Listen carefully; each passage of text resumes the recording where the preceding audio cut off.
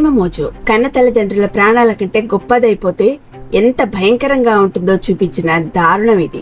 సహజీవనం వద్దని ఇంటికి రమ్మని బతిమాలిన తల్లిదండ్రుల్ని సొంత చెల్లిని కూతురే తన ప్రియుడితో కలిసి కిరాతకంగా హత్య చేసిన ఘటన ఇప్పుడు బెంగళూరులో సంచలనంగా మారింది. బెంగళూరులో చోటు చేసుకున్న ఈ హృదయ విదారక ఘటన అందరినీ షాక్ గురి చేస్తోంది. కన్న కూతురే తన ప్రియుడి కోసం తన కుటుంబాన్ని రక్తపాతం చేసిన ఈ కేసులో ప్రతి విషయం వింటుంటే గుండె బరువెక్కిపోతోంది. తమిళనాడుకు చెందిన సోమసుందర్ ముత్తులక్ష్మి దంపతులకు 2 కుమార్తెలు. పెద్ద కూతురు శ్వేత, చిన్న కూతురు సుప్రియ. కూతురుల చదువు భవిష్యత్ కోసం ఈ దంపతులు తమిళనాడు నుంచి బెంగళూరుకు వచ్చి స్థిరపడ్డారు. కష్టపడి పనిచేస్తూ పిల్లలకు మంచి చదువు అందించాలని కలలు కన్నారు. పెద్ద కూతురు శ్వేతను ఇంజనీరింగ్ చదివించారు.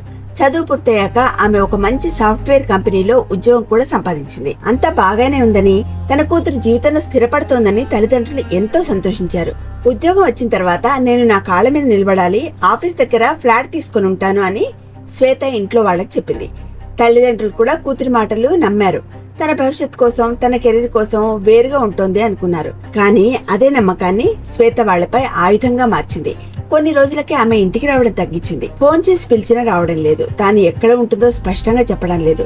దీంతో తల్లిదండ్రులకు అనుమానం మొదలైంది. విచారణ చేస్తే శ్వేత బెంగళూరులో కెనెత్ అనే యువకుడితో ఒక ఫ్లాట్ లో సహజీవనం చేస్తున్నట్లు కుటుంబానికి తెలిసింది. ఈ విషయం తెలిసిన తల్లిదండ్రులు తీవ్రంగా కృంగిపోయారు.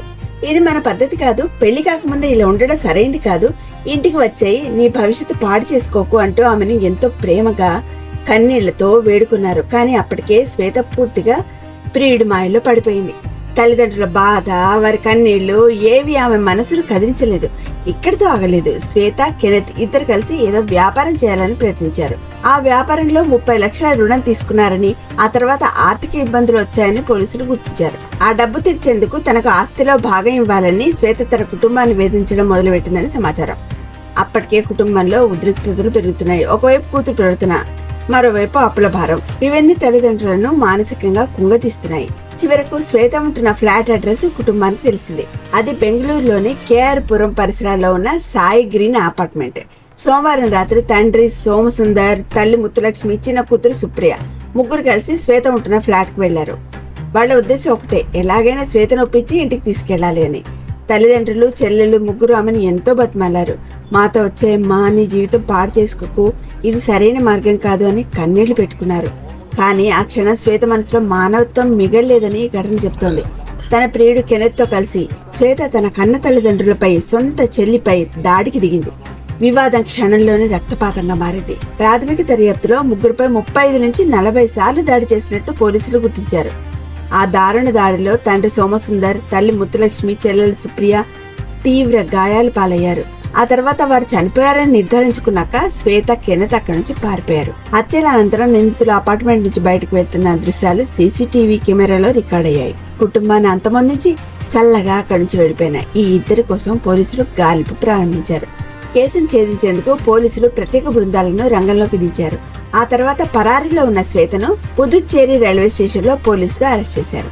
ప్రాథమిక విచారణలో శ్వేత, నా తల్లిదండ్రులు నా జీవితాన్ని నియంత్రించేందుకు ప్రయత్నించారు, నాకు స్వేచ్ఛ లేకుండా పోయింది, అందుకే హత్య చేశాను అని చెప్పినట్లు పోలీసులు వెల్లడించారు. అయితే ఆమె ప్రియుడు కెనెత్ మాత్రం పరారీలో ఉన్నాడు. అతడి కోసం పోలీసులు ఇంకా గాలిస్తున్నారు. పోలీసుల సమాచారం ప్రకారం శ్వేత, కెనెత్ ఇద్దరు బీటెక్ చదివే రోజుల నుంచే పరిచయం అయ్యారు. ఆ పరిచయం తర్వాత ప్రేమగా మారింది.